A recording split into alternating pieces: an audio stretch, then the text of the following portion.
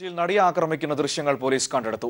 കോടതിയിലുള്ള മുഖ്യപ്രതി Pulsar സുനിയുടെ mobile ഫോണിന്റെ memory കാർഡിൽ നിന്നാണ് ദൃശ്യങ്ങൾ കണ്ടെടുത്തത്. രഹസ്യമായി സൂക്ഷിക്കാൻ പൾസർ സുനി അഭിഭാഷകനെ ഏൽപ്പിച്ച മൊബൈൽ ഫോൺ പോലീസിന്റെ സമ്മർദ്ദത്തെ തുടർന്ന് കോടതിയിൽ സമർപ്പിക്കുകയായിരുന്നു.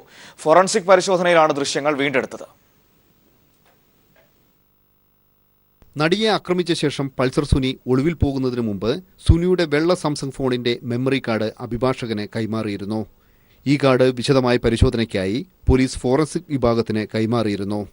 ഫോറൻസിക് പരിശോധനയിലാണ് നടിയെ പൾസർ സുനി ഉപദ്രവിക്കുന്ന ദൃശ്യങ്ങളുണ്ടെന്ന് പോലീസ് സ്ഥിരീകരിച്ചത്. ഇതോടെ കേസിലെ ഏറ്റവും നിർണായകമായ തെളിവ് പോലീസിന് ലഭിച്ചു. കേസിലെ തെളിവുകളെല്ലാം തേച്ചുമാച്ച് കളയാനാണ് പൾസർ സുനിയും സംഘവും ഒളിവിലിരിക്കെ ശ്രമിച്ചിരുന്നത്.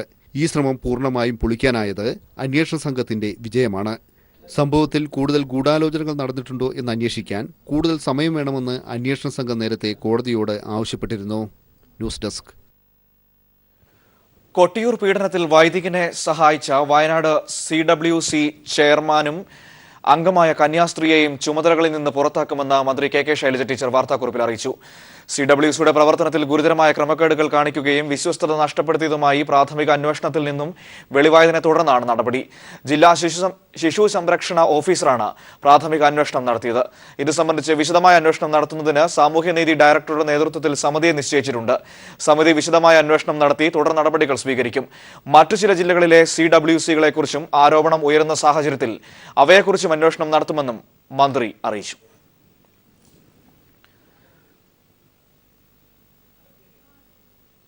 കൊട്ടിയൂർ പീഡനക്കേസിൽ വൈദികന്റേത് ഗുരുതരമായ തെറ്റെന്ന് കർദിനാൾ മാർ ജോർജ് ആലഞ്ചേരി. രാജ്യത്തിന്റെ നിയമമനുസരിച്ച് കുറ്റക്കാരെ ശിക്ഷിക്കണം. സംഭവിച്ചത് വലിയ തെറ്റാണ്. ഇതിൽ ഖേദമുണ്ട്. ഇത്തരം തെറ്റുകൾ ആവർത്തിക്കാതിരിക്കാൻ സഭ നടപടിയെടുക്കുമെന്നും കർദിനാൾ ആലഞ്ചേരി കൊച്ചിയിൽ പറഞ്ഞു. ഇപ്പോൾ നടന്നിരിക്കുന്ന കുറ്റകൃത്യം തീർച്ചയായിട്ടും അതീവ ഗുരുതരമാണ്. അത് നമ്മുടെ രാജ്യത്തിൻ്റെ നിയമമനുസരിച്ചുള്ള നടപടിക്രമങ്ങൾക്കനുസരിച്ച് പരിശോധിച്ച് നിയമത്തിൻ്റേതായിട്ടുള്ള നടപടി ഉണ്ടാകേണ്ടതാണ്. അത് ആ രീതിയിൽ അതിനോടുള്ള എല്ലാ സഹകരണവും മാനന്തവാടി രൂപതയുടെ ഭാഗത്തു നിന്ന് ഉണ്ടാകുമെന്നും ബന്ധപ്പെട്ടവരത് നൽകുമെന്നും പറഞ്ഞിട്ടുണ്ട്. അപ്പോൾ അതാണ് ഇപ്പോഴത്തെ നമ്മുടെ പ്രധാനപ്പെട്ട ഒരു വിഷയം. തീർച്ചയായിട്ടും അത് വളരെ ഗുരുതരമായ ഒരു തെറ്റായിപ്പോയി. കുറ്റകൃത്യം വളരെ ഉണ്ടാകരുതായിരുന്നു. അതിൽ തീർച്ചയായിട്ടും അതിനോട് ബന്ധപ്പെട്ടവർക്കും സഭയ്ക്കുമൊക്കെ ദുഃഖമുണ്ട്, വേദനയുണ്ട്. അതും എല്ലാം ഇതിനകം നമ്മൾ പ്രകടിപ്പിച്ചു കഴിഞ്ഞു. രാജ്യ തലസ്ഥാനത്ത് സ്ത്രീകളുടെയും കുട്ടികളുടെയും അടിമ ജീവിതം.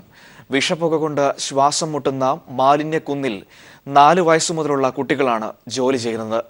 കണ്ടാൽ അറയ്ക്കുന്ന സാഹചര്യത്തിൽ 15 മണിക്കൂറിലധികമാണ് കുട്ടികളെ പണിയെടുപ്പിക്കുന്നത്. ബംഗ്ലാദേശ്, കൊൽക്കത്ത എന്നിവിടങ്ങളിൽ നിന്ന് ഇടനിലക്കാരാണ് സ്ത്രീകളെയും കുട്ടികളെയും എത്തിക്കുന്നത്. സർക്കാരും ബാലാവകാശ കമ്മീഷനുമൊക്കെ ഇവിടേക്ക് കണ്ണടയ്ക്കുകയാണ്.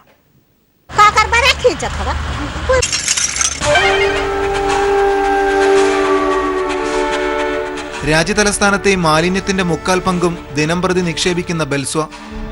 200 അടി ഉയരത്തിലെ ഈ മാലിന്യ കുന്നിൻ മുകളിൽ ഞങ്ങൾ കണ്ടത് പുനരധിവാസം തൊട്ടു തീണ്ടാത്ത നരക ജീവിതങ്ങളെ.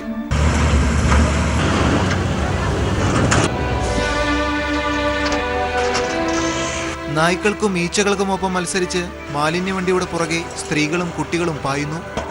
വിസർജ്യഗന്ധം മനം മടിപ്പിക്കുന്ന കൂനയിൽ നിന്ന് പുനരുൽപാദന വസ്തുക്കൾ തിരഞ്ഞു വിൽക്കാൻ അധ്വാനം.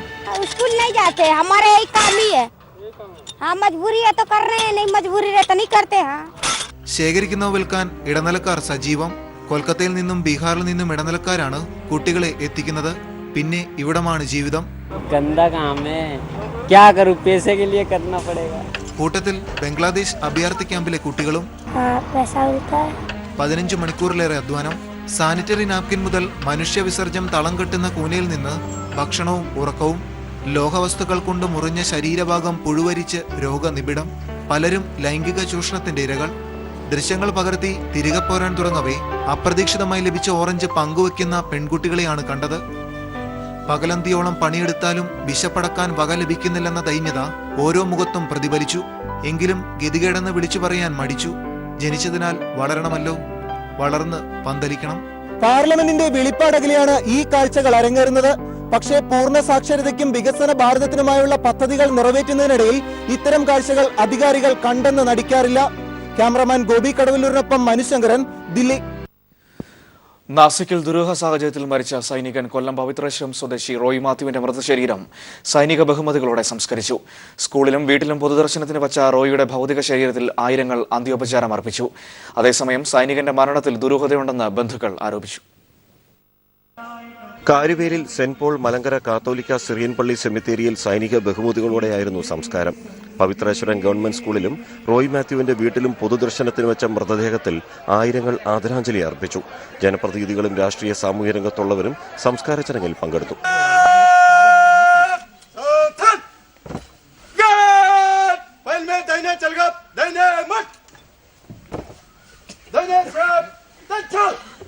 വ്യാഴാഴ്ചയാണ് റോയ് മാത്യു മരിച്ച വിവരം വീട്ടുകാരെ അറിയിക്കുന്നത്. മേലുദ്യോഗസ്ഥനെതിരെ ഓൺലൈൻ മാധ്യമത്തിൽ പ്രതികരിച്ചതിനെ തുടർന്നുണ്ടായ മാനസിക സംഘർഷത്തിൽ റോയ് മാത്യു ആത്മഹത്യ ചെയ്തെന്നായിരുന്നു കരസേനയുടെ ഔദ്യോഗിക വിശദീകരണം. ഇത് റോയ് മാത്യുവിന്റെ വീട്ടുകാർ തള്ളിയിരുന്നു. അതേസമയം ബന്ധുക്കളുടെ പരാതിയിൽ കേസെടുത്ത പോലീസ് അന്വേഷണത്തിനായി നാസിക്കിലേക്ക് തിരിച്ചു. സൈനികനെ കാണാതാവുകയും പിന്നീട് മരിച്ച നിലയിൽ കണ്ടെത്തിയതിലും ദുരൂഹതയുണ്ടെന്ന് നാട്ടുകാരും ബന്ധുക്കളും ഒരുപോലെ ആരോപിച്ചു. ന്യൂസ് ബ്യൂറോ, കൊല്ലം. അന്തരിച്ച കൈരളി TV ഡയറക്ടർ ബോർഡ് അംഗവും മുൻ വൈദ്യുതി ബോർഡ് ചെയർമാനുമായ PS സിദ്ധാർത്ഥ മേനോന് ആയിരങ്ങളുടെ അന്ത്യാഞ്ജലി. മൃതദേഹം പൊതുദർശനത്തിന് വച്ചിരിക്കുന്ന പുന്നപ്പറയിലെ വീട്ടിൽ മുഖ്യമന്ത്രി പിണറായി വിജയൻ, മന്ത്രിമാർ, Kairali TV chairman Mammootty, managing director John Brittas തുടങ്ങി നിരവധി പേർ എത്തി ആദരാഞ്ജലികൾ അർപ്പിച്ചു. സംസ്കാരം ഇന്ന് വൈകിട്ട് 3-ന് പുന്നപ്പറയിലെ വീട്ടുവളപ്പിൽ നടക്കും. പുന്നപ്രയിലെ വീട്ടിലെത്തി മുഖ്യമന്ത്രി പിണറായി വിജയൻ പരേതന് ആദരാഞ്ജലി അർപ്പിച്ചു. കുടുംബാംഗങ്ങളെ ആശ്വസിപ്പിച്ച മുഖ്യമന്ത്രി ഏറെ നേരം വീട്ടിൽ ചെലവഴിച്ചാണ് മടങ്ങിയത്. മന്ത്രിമാരായ തോമസ് ഐസക്, G സുധാകരൻ, P തിലോത്തമൻ തുടങ്ങിയവർ പുന്നപ്രയിലെ വീട്ടിലെത്തി അന്ത്യാഞ്ജലി അർപ്പിച്ചു. കൈരളി TVക്ക് വേണ്ടി chairman Padmashri Bharath Mammootty, managing director John Brittas, ഡയറക്ടർമാരായ VK Muhammad Ashraf, advocate CK Karunakaran, senior director technical and finance M Venkataraman, company secretary KP Sukumaran Nair തുടങ്ങിയവർ ആദരാഞ്ജലി അർപ്പിച്ചു. കൈരളി TV ജീവനക്കാർക്ക് വേണ്ടി കൈരളി മീഡിയ ക്ലബ് ഭാരവാഹികളായ B സുനിൽ, AK ബൈജു തുടങ്ങിയവർ റീത്ത് സമർപ്പിച്ചു. ഔഷധി ചെയർമാൻ KR വിശ്വംഭരൻ, MLAമാർ, മറ്റ് ജനപ്രതിനിധികൾ, advocate general CP Sudhakaraprasad, additional advocate general KK Raveendranath, CPM ജില്ലാ സെക്രട്ടറി സജി ചെറിയാൻ തുടങ്ങി ഒട്ടേറെ പ്രമുഖർ മരണവിവരമറിഞ്ഞ് പുന്നപ്രയിലെ വീട്ടിലെത്തിയിരുന്നു. സംസ്ഥാനത്തിന്റെ വിവിധ ഭാഗങ്ങളിൽ നിന്നും KSEBയിലെ ജീവനക്കാരും മുൻ ജീവനക്കാരുമായി ഒട്ടേറെ പേർ മുൻ KSEB ചെയർമാൻ കൂടിയായ സിദ്ധാർത്ഥ മേനോന് ആദരാഞ്ജലി അർപ്പിക്കാനെത്തി. സാമൂഹ്യ, സാംസ്കാരിക, രാഷ്ട്രീയ മേഖലകളിലെ പ്രമുഖർ മുതൽ സാധാരണക്കാർ വരെ നിരവധി പേരാണ് മരണവിവരമറിഞ്ഞതു മുതൽ പുന്നപ്രയിലെ വീട്ടിലേക്കെത്തിയത്. താൻ കടന്നുവന്ന വഴികളിൽ സിദ്ധാർത്ഥ മേനോൻ എന്ന വ്യക്തി സ്ഥാപിച്ച ആഴത്തിലുള്ള ബന്ധങ്ങളുടെ പ്രതിഫലനമായി അദ്ദേഹത്തെ അവസാനമായി കാണാനെത്തിയ ജനക്കൂട്ടം. News bureau, Alappuzha. നവമാധ്യമങ്ങളിലൂടെ സ്ത്രീകളെയും പെൺകുട്ടികളെയും അധിക്ഷേപിക്കുന്നവർക്കെതിരെ കടുത്ത നടപടി വേണമെന്ന് സംവിധായകൻ MA നിഷാദ്. മുഹമ്മദ് ഫർഹാദ് എന്ന വ്യക്തിയുടെ പേരിൽ ഫേസ്ബുക്കിൽ വന്ന മോശം പ്രസ്താവനയ്ക്കെതിരെ നടപടി ആവശ്യപ്പെട്ട് നിഷാദ് കൊച്ചി സൈബർ സെല്ലിന് പരാതി നൽകി. മുഹമ്മദ് ഫർഹാദ് എന്ന പേരിലുള്ള ഫേസ്ബുക്ക് ഐഡിയിൽ വന്ന മോശം പ്രസ്താവനയ്ക്കെതിരെയാണ് ചലച്ചിത്ര സംവിധായകൻ MA നിഷാദ് സൈബർ സെല്ലിന് പരാതി നൽകിയത്. സ്ത്രീകൾക്കും കുട്ടികൾക്കും എതിരായ അതിക്രമങ്ങൾ വർദ്ധിക്കുന്ന സാഹചര്യത്തിൽ നവമാധ്യമങ്ങൾ വഴി അപകീർത്തിപ്പെടുത്തുന്നവർക്കെതിരെ ശക്തമായ നടപടി വേണമെന്നാണ് ആവശ്യം. ഞാൻ ഫേസ്ബുക്കിലൂടെ പ്രതികരിക്കാറുണ്ട്. അതവിടെ മാത്രമായിട്ട് ഒതുങ്ങാതെ പുറത്ത് സൈബർ സെല്ല് പോലെയുള്ള നിയമത്തിൻ്റെ വഴിക്ക് തന്നെ പോകണമെന്ന് എനിക്ക് തോന്നി. കാര്യം ഇത്തരം പ്രവണതകൾ എതിർക്കപ്പെടേണ്ടതാണ്. ഒരു കാരണവശാലും ഇതുപോലുള്ള പ്രവണതകൾ മുന്നോട്ട് കൊണ്ടുപോകാൻ പറ്റത്തില്ല. സ്ത്രീകൾക്കെതിരായിട്ടും കുട്ടികൾക്കെതിരായിട്ടും ഏറ്റവും കൂടുതൽ അതിക്രമങ്ങൾ കാണിക്കുന്ന ഈ കാലഘട്ടത്തിൽ പൾസർ സുനിയെ പോലെയുള്ള വലിയ വലിയ ക്രിമിനലിൻ്റെ മനോഭാവത്തോടു കൂടി ചില ആളുകൾ സോഷ്യൽ മീഡിയയിൽ ഫേസ്ബുക്കിലൂടെ, വിശേഷ ഫേസ്ബുക്കിലൂടെ വളരെ പരസ്യമായിട്ട് അവരുടെ ചിന്തകൾ, വികാരങ്ങൾ, ഇത്തരം കാര്യങ്ങൾ ഷെയർ ചെയ്യുകയാണ്. മുഹമ്മദ് ഫർഹാദിന്റെ പേരിലെ ഫേസ്ബുക്ക് ഐഡിയിലെ പ്രസ്താവനയെ അനുകൂലിച്ചും പ്രതികൂലിച്ചും നിരവധി അഭിപ്രായങ്ങളാണ് വന്നിരിക്കുന്നത്. ഇതോടെ ഈ ഫേസ്ബുക്ക് പോസ്റ്റ് വിവാദമായിട്ടുണ്ട്. സംഭവത്തിൽ സൈബർ സെൽ അന്വേഷണം ആരംഭിച്ചു. News bureau, Kochi. ഉത്തർപ്രദേശിൽ 49 മണ്ഡലങ്ങളിലായി നടന്ന 6ാം ഘട്ട തെരഞ്ഞെടുപ്പിൽ മികച്ച പോളിംഗ്. ദളിത്, മുസ്ലിം സ്വാധീന മണ്ഡലങ്ങളിൽ പോളിംഗ് വർദ്ധിച്ചത് BSPക്ക് പ്രതീക്ഷയായി. എന്നാൽ മുലായം സിംഗിന്റെ ശക്തി കേന്ദ്രമായ അസംഗഡിൽ വോട്ടിംഗ് കുറഞ്ഞത് സമാജ്വാദി പാർട്ടിയിൽ ആശങ്ക ഉയർത്തി. അതേസമയം ഇറോം ശർമ്മയുടെ രാഷ്ട്രീയ പ്രവേശനം കൊണ്ട് ശ്രദ്ധേയമായ മണിപ്പൂരിൽ ചരിത്രമായ പോളിംഗ് രേഖപ്പെടുത്തി. വോട്ടെടുപ്പ് ബാക്കിയുണ്ടായിരുന്ന ഉത്തർപ്രദേശിലെ 90 സീറ്റുകളിൽ 49 മണ്ഡലങ്ങളിലായിരുന്നു 6ാം ഘട്ട തെരഞ്ഞെടുപ്പ്. കഴിഞ്ഞ 5 ഘട്ടത്തിലേതുപോലെ വോട്ടർമാരുടെ മികച്ച സാന്നിധ്യമാണ് പോളിംഗ് ബൂത്തുകൾക്ക് മുന്നിൽ ഉണ്ടായത്.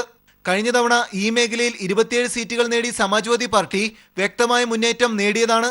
എന്നാൽ മുലായം സിംഗിന്റെ ശക്തി കേന്ദ്രമായ അസാംഗറിൽ ഇത്തവണ പോളിംഗ് ശതമാനം കുറഞ്ഞു. ഇതോടെ പ്രചാരണത്തിന് മുലായം നേരിട്ട് രംഗത്തിറങ്ങാത്തത് തിരിച്ചടിയായെന്ന ആശങ്ക പ്രവർത്തകർക്കിടയിൽ ശക്തമായി. വിവാദ മാഫിയ നേതാവും MLAയുമായ മുക്താർ അൻസാരി മത്സരിച്ച മവു മണ്ഡലത്തിൽ പോളിംഗ് ശതമാനം കുറഞ്ഞു. മുസ്ലിം യാദവ് വിഭാഗങ്ങൾക്ക് സ്വാധീനമുണ്ടായിരുന്ന മണ്ഡലങ്ങളിൽ വോട്ടിംഗ് ശതമാനം വർദ്ധിച്ചത് BSPക്ക് പ്രതീക്ഷ കൂട്ടി. അതേസമയം ചരിത്രപരമായ പോളിംഗ് ആണ് മണിപ്പൂരിൽ രേഖപ്പെടുത്തിയത്. രാവിലെ മുതൽ സ്ത്രീകളുടെ നീണ്ട നിര ദൃശ്യമായി.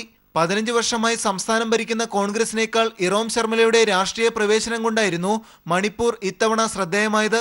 മുഖ്യമന്ത്രി ഇബോബി സിംഗിനെതിരെ തൗബാൾ മണ്ഡലത്തിൽ നിന്നാണ് ഇറോം ശർമിള മത്സരിച്ചത്. ഇതിനിടയിൽ ബുധനാഴ്ചത്തെ അവസാനഘട്ട തെരഞ്ഞെടുപ്പിന് മുൻപായി വാരാണസിയിൽ നരേന്ദ്രമോദിയുടെ നേതൃത്വത്തിലായിരുന്നു BJPയുടെ റോഡ് ഷോ. പിന്നാലെ അഖിലേഷ് യാദവ്, രാഹുൽ ഗാന്ധി എന്നിവരുടെ സംയുക്ത റോഡ് ഷോ, മായാവതിയുടെ തെരഞ്ഞെടുപ്പ് റാലി എന്നിവ കൊണ്ട് ദേശീയ രാഷ്ട്രീയം വാരാണസിയിലേക്ക് ശ്രദ്ധ കേന്ദ്രീകരിച്ചു. ഉത്തർപ്രദേശിന്റെ കടിഞ്ഞാൺ ആരിലേക്കെന്നറിയാൻ ഇനി ഒരു ഘട്ടം മാത്രം. ഇതിനിടയിൽ സമാനതകളില്ലാത്ത രാഷ്ട്രീയ ബലാബലത്തിനാണ് വാരാണസി സാക്ഷ്യം വഹിക്കുന്നത്. മനുശങ്കർ, ദില്ലി. താളവാദ്യ വിസ്മയങ്ങൾ തീർത്ത ഡ്രംസ് മാന്ത്രികൻ ആനന്ദ ശിവമണിയും ബാലഭാസ്കറും ചേർന്ന് അവതരിപ്പിച്ച ഫ്യൂഷൻ സംഗീതം അരങ്ങേറി. ആറ്റുകാൽ ക്ഷേത്രോത്സവത്തോടനുബന്ധിച്ച് നടന്ന സംഗീത നിശ കാണാൻ വൻ ജനാവലിയാണ് ആറ്റുകാലിൽ എത്തിയത്. ഇരുൾ വീണ സ്റ്റേജിൽ ശിവമണിയുടെ ശംഖിൽ നിന്നുയർന്ന ഹുങ്കാരം വരാൻ പോകുന്ന സംഗീത യുദ്ധത്തിന്റെ മാറ്റൊലിയായി മാറി.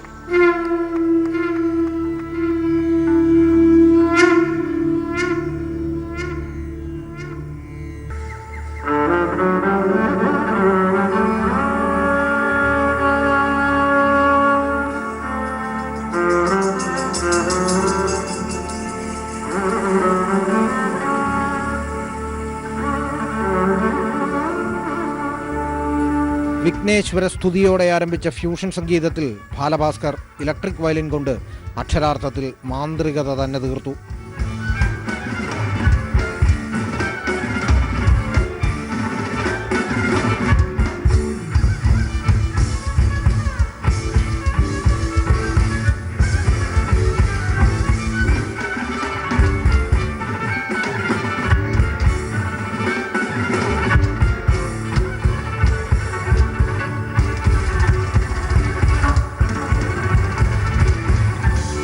തോടിരാഗത്തിൽ ചിട്ടപ്പെടുത്തിയ മെഡിറ്റേഷൻ മൂഡിലുള്ള കീർത്തനത്തിന് ശിവമണി ഗഞ്ചിറയിൽ വാദ്യാകമ്പടി ഒരുക്കി.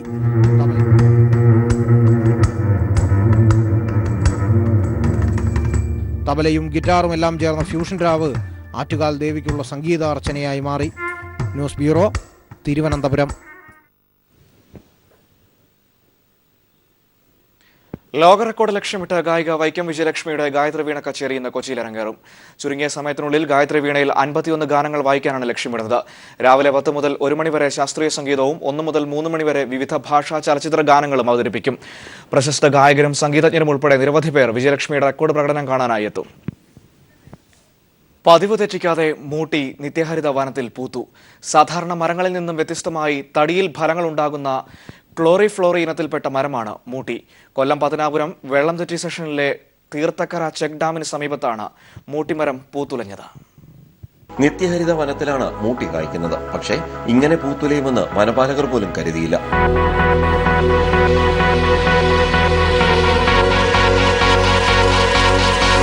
ബൊക്കനേറിയ കോട്ടാലാൻസീസ് എന്ന ശാസ്ത്രീയ നാമത്തിൽ അറിയപ്പെടുന്ന മൂട്ടിയിൽ മരത്തിന്റെ മൂട് തൊട്ട് മുകളിലേക്കാണ് ഫലം വിളയുന്നത്. ഇതാണ് മൂട്ടി എന്ന പേര് ലഭിക്കാൻ കാരണവും. മരം പൂവിട്ട് 2 മാസത്തിനുള്ളിൽ പഴം കഴിക്കാൻ പാകത്തിനാകും. റോസ് നിറത്തിലുള്ള പഴം പാകമാകുമ്പോൾ ചുവപ്പ് കലർന്ന നിറമാകും. മധുരവും പുളിയും ചേർന്ന രുചിയുള്ള മൂട്ടിപ്പഴം ഔഷധഗുണമേറിയതുമാണ്. ഉദരരോഗങ്ങൾക്ക് പരിഹാരമായി ഈ പഴം ഉപയോഗിച്ചു വരുന്നു. നിത്യഹരിത വനമേഖലയിൽ മാത്രം കാണപ്പെടുന്ന മൂട്ടി ആന, മാൻ, വാലന്മാർ തുടങ്ങിയവരുടെ ഇഷ്ടഭക്ഷണമാണ്. വനത്തിൽ ജീവിക്കുന്ന കുരങ്ങടക്കമുള്ള വന്യജീവികൾക്ക് ഇപ്പോൾ അവസാനമായിട്ട് കിട്ടുന്ന ഒരു ഫലമാണ്. ബാക്കി ഉള്ള എല്ലാ ഫലവൃക്ഷങ്ങളും തന്നെ വനത്തിന് അന്യമായിക്കൊണ്ടിരിക്കുകയാണ്. അപ്പോൾ ഇത്തരം ഫലങ്ങൾ വന്യജീവികളുടെ ജീവൻ നിലനിർത്തുന്നതിന് ഒരു പ്രധാന ഘടകമാണ്. മാത്രമല്ല നിറയെ ഔഷധങ്ങൾ അടങ്ങിയ ഒരു ഫലമാണ് മൂട്ടിപ്പഴം. അതേസമയം രാമായണ കഥയിൽ മൂട്ടിപ്പഴത്തെക്കുറിച്ച് പ്രതിപാദിക്കുന്നു. മൂട്ടിപ്പഴം സീതയ്ക്ക് വേണ്ടി സൃഷ്ടിക്കപ്പെട്ടതാണെന്നും അതിനാൽ മൂട്ടിയുടെ ശരിയായ സ്വാദ് സീത മാത്രമേ രുചിച്ചിട്ടുള്ളൂവെന്നും പറയുന്നു. ഏറ്റവും സമ്പുഷ്ടമായ വൈറ്റമിൻസ് ഉൾപ്പെട്ടതാണ് മൂട്ടിപ്പഴം. നിത്യഹരിത വനങ്ങളിൽ മാത്രം കാണപ്പെടുന്നു എന്നുള്ളതൊരു പ്രത്യേകത കൂടിയുണ്ട്. അതുകൊണ്ട് തന്നെ വനസംരക്ഷണത്തിന്റെ പ്രാധാന്യമാണ് ഇത് ചൂണ്ടിക്കാണിക്കുന്നത്. ക്യാമറാമാൻ പ്രമോദ് പന്നിയോടിനൊപ്പം രാജ്കുമാർ. ശർക്കര പെരുമയ്ക്ക് പേരുകേട്ട ഇടുക്കി, മറയൂർ, കാന്തല്ലൂർ പ്രദേശങ്ങൾ കടുത്ത വരൾച്ചാ ഭീഷണിയിലാണ്. വേനൽ കനത്തതോടെ കരിമ്പ് കൃഷി ഇറക്കിയ ഏക്കർ കണക്കിന് ഭൂമിയിലെ കരിമ്പുകളാണ് കരിഞ്ഞുണങ്ങിയത്. കരിമ്പോലകൾ കരിഞ്ഞ് കൃഷി നശിച്ചാൽ നഷ്ടപരിഹാരം ലഭിക്കില്ല എന്നതും കർഷകരെ ആശങ്കപ്പെടുത്തുന്നു. കടുത്ത വരൾച്ചയെ തുടർന്ന് കരിമ്പ് കൃഷി ആരംഭത്തിൽ തന്നെ കരിഞ്ഞുണങ്ങുന്നതാണ് കർഷകരെ ആശങ്കയിൽ ആഴ്ത്തിയിരിക്കുന്നത്. ഇടുക്കി കാന്തല്ലൂർ പഞ്ചായത്തിലെ പയസ് നഗർ, കരശനാട്, കട്ടിയനാട് തുടങ്ങിയ പ്രദേശങ്ങളിലാണ് കടുത്ത ജലക്ഷാമത്തെ തുടർന്ന് കരിമ്പ് കരിഞ്ഞുണങ്ങി തുടങ്ങിയത്. ഇത്തരത്തിൽ പ്രദേശത്തെ 500 ഹെക്ടറിലധികം കൃഷിയാണ് നാശത്തിന്റെ വക്കിലുള്ളത്. കരിമ്പിന്റെ ഓലകൾ കരിഞ്ഞുണങ്ങി കൃഷിനാശം സംഭവിച്ചാൽ കർഷകന് നഷ്ടപരിഹാരം ലഭിക്കില്ല എന്നതാണ് കൃഷിക്കാരുടെ ആശങ്കയ്ക്ക് കാരണം. നാളിതുവരെ അനുഭവപ്പെടാത്ത വരൾച്ചയാണ് തങ്ങൾ നേരിടുന്നതെന്ന് കർഷകരും പറയുന്നു. ഈ വരൾച്ച എന്ന് പറയുന്ന കർഷകർക്ക് വളരെ ഒരു തിരിച്ചടിയാണ്. കാര്യം കൃഷികളെല്ലാം നശിച്ചുപോയി. പച്ചക്കറിയില്ല, കരിമ്പില്ല, ഒന്നുമില്ല. തെങ്ങ് വരെ എല്ലാം ഉണങ്ങുകയാണ്. സംസ്ഥാനത്തെ ഏറ്റവും മികച്ച ശർക്കരയായ മറയൂർ ശർക്കരയുടെ ഉൽപാദനം ഇതിനോടകം തന്നെ കുറഞ്ഞിട്ടുണ്ട്. വേനലിൽ കൃഷിനാശം കൂടി കനത്തതായാൽ ഈ മേഖലയിൽ പണിയെടുക്കുന്ന ആയിരക്കണക്കിന് കുടുംബങ്ങളാണ് പട്ടിണിയിലാകുക. കഴിഞ്ഞ സർക്കാരിന്റെ കാലത്ത് നടപ്പിലാക്കിയ ജലസേചന പദ്ധതികൾ കർഷകർക്ക് പ്രയോജനം ചെയ്യുന്നില്ലെന്നും ഈ പ്രദേശത്തെ കാഴ്ചകളിൽ നിന്നും വ്യക്തമാണ്. News bureau, Idukki.